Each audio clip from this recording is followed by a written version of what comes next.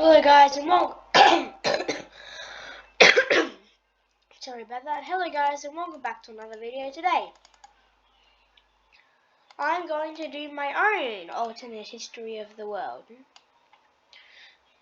So, firstly, Russia starts by declaring total war on Ukraine. They've already taken over most of eastern Ukraine. So I'm gonna just put that here.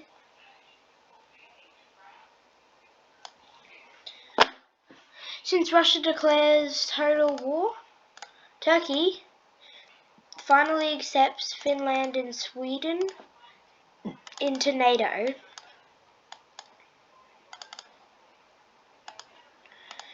And basically, this war activates the entire NATO alliance.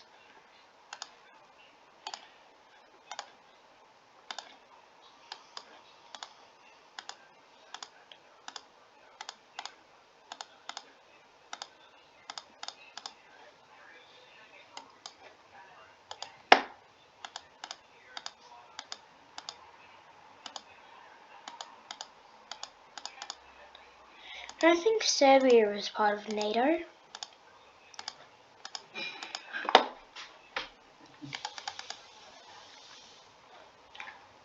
Since Serbia is kind of pro-Russia, Serbia joins on the Russian side, along with Armenia, pretty much all of Central Asia, Pakistan, Iran, Yemen, I think that's Palestine,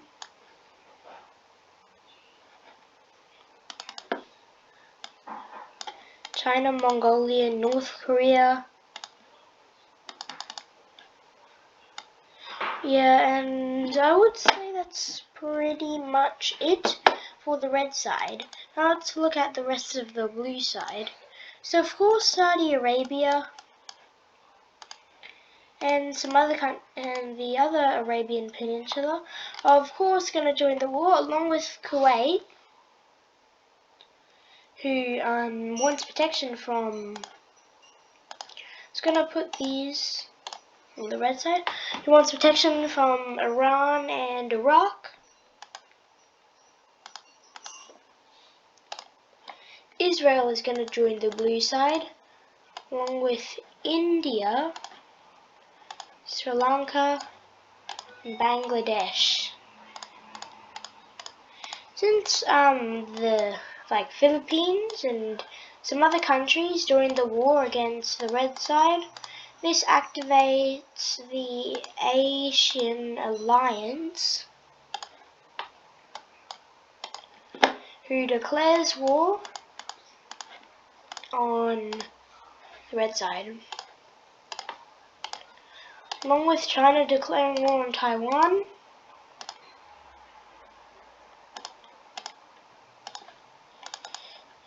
Okay, nearly done. Along with East Timor,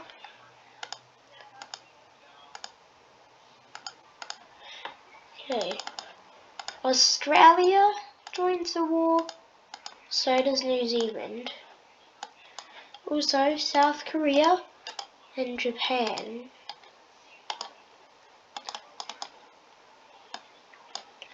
Along with the US and Canada, of course. Greenland and Iceland. Brazil, Colombia. Venezuela is on the bad side.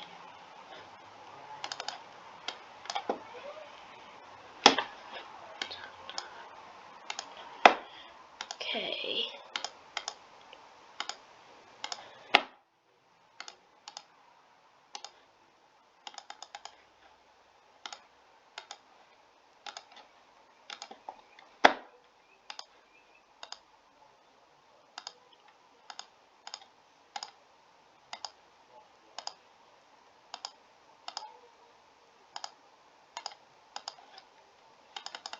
Okay, so this war has basically escalated into World War III.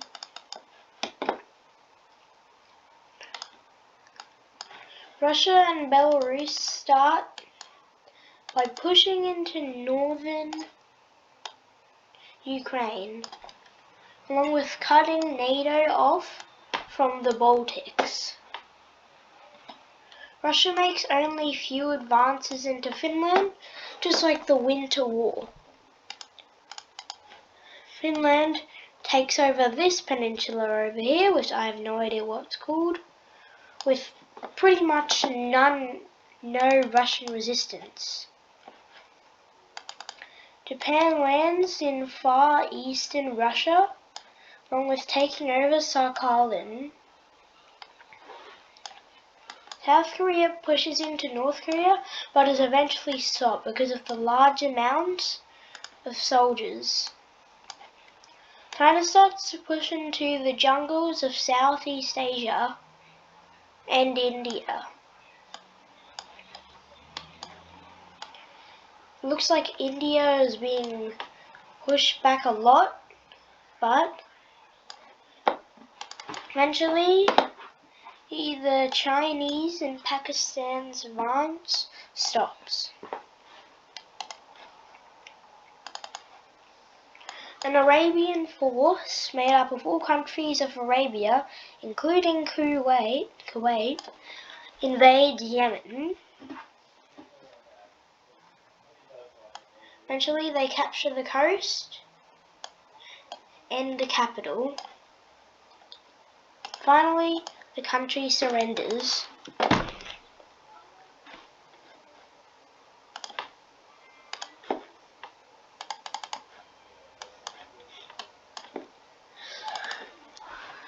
Israel is easily defeated in the first weeks of the war, while some forces push along Saudi Arabia's border. They also push into Turkey, which activates the alliance with Azerbaijan and Georgia.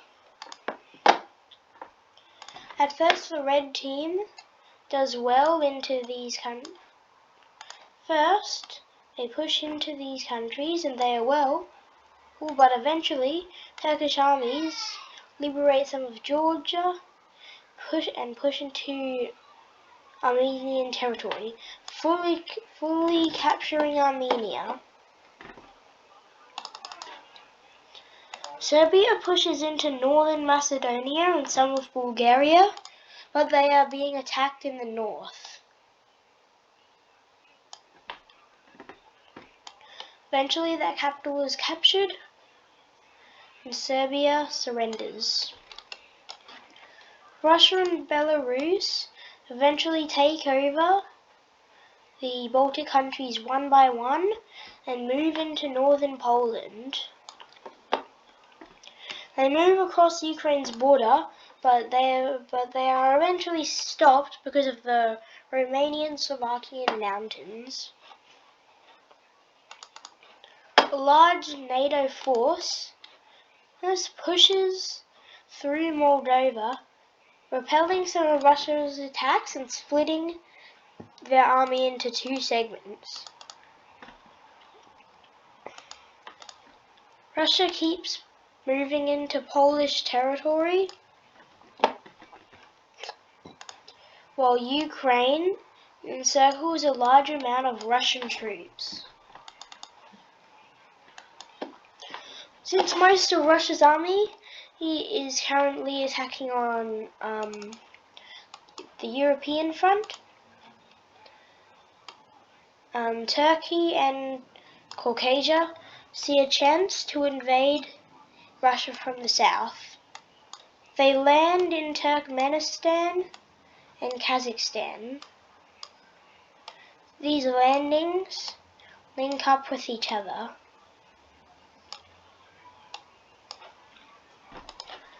And eventually they push into Iran, taking some focus off from Turkey. This gives Turkey a chance to invade Iran and Syria and Iraq,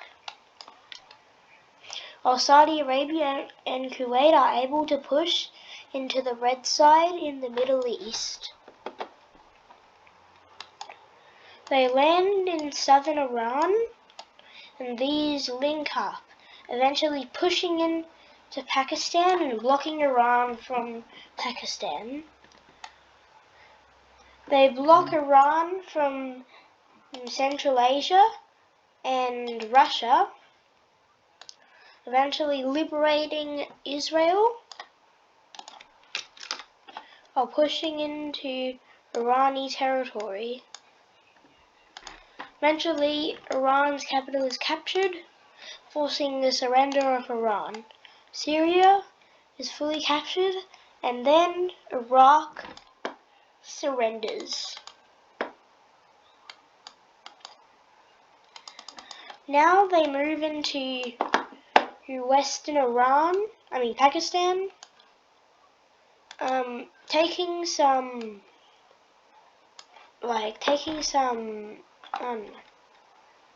focus off Pakistan. Eventually, Pakistan pushes them back into Iran's borders, but India has already started a counter-offensive, circling large amounts of Pakistani troops and moving into the Tibetan Plateau. They cut Pakistan off from the rest of the world, and eventually Pakistan's capital is captured. They surrender. They keep moving into the Tibetan mountains, forcing the surrender of Tajikistan and Kyrgyzstan. Currently, the Central Asian and Russian armies are trying to get back to the Caspian Sea, I think that's what it's called, which they do see some success, and push into Iran's territory. But now that they are pushing into Uzbekistan and Turkmenistan, Kazakhstan and China, it takes some focus off them.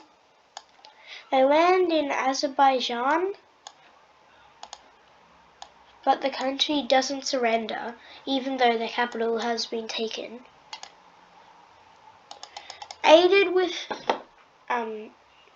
NATO aids the recapture of Azerbaijan's capital, and they establish control over the Caspian Sea again.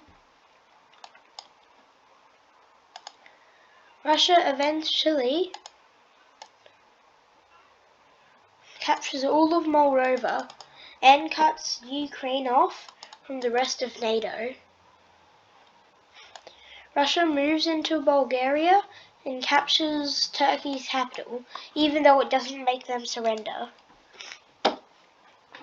The Ukraine's army pushes deeper and deeper into Russian territory, as they are surrounded and they have nothing else to do. Russia's attacks in Finland are repelled, and Finland starts a counter-offensive against the Russians, also landing in Estonia and Kaliningrad. Russia continues pushing into Polish territory, eventually forcing the surrender of Poland. They move into Slovakia and Czech and force their capitulation. Things aren't looking the best for NATO. A Colombian-Brazilian force pushes into Venezuela, aided by some of the rebel groups there. And Venezuela is easily captured.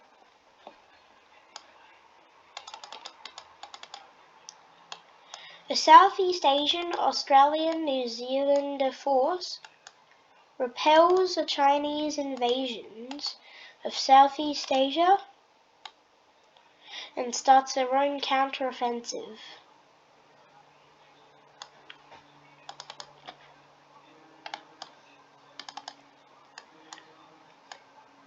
South Korea and Japan push into Manchuria, landing here and blocking. Well, you know what? Never mind. One of Russia's cities, most popular cities here out west, is captured. Most of eastern Russia is captured.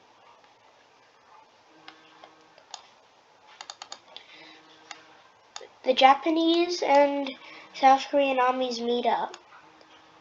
Uzbekistan eventually surrenders along with Turkmenistan.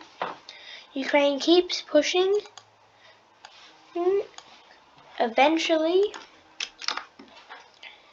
heading south towards the Transcaucasian armies. Ukraine pushes back the Russian armies in Crimea and repels Russia's attacks in Ukraine. Romania is fully liberated, along with Turkey's capital. Belarus's capital is captured, and the Baltic countries are liberated. The Russian armies in all of Russia's captured territories eventually surrender.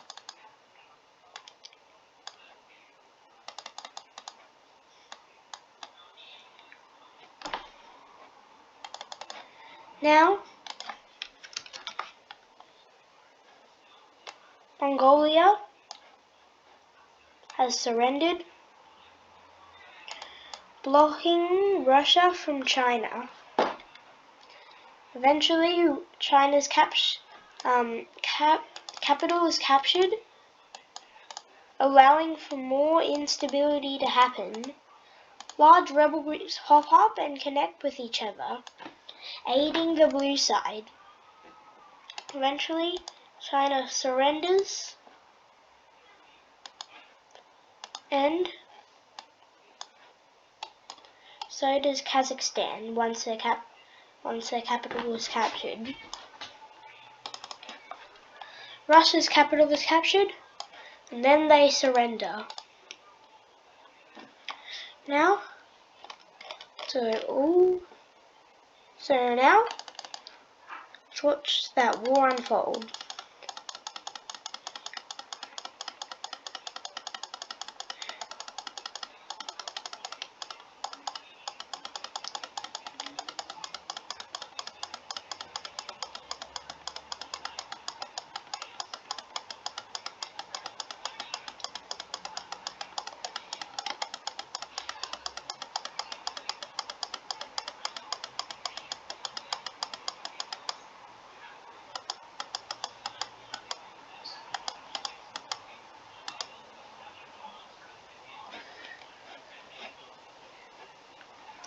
The war starts now.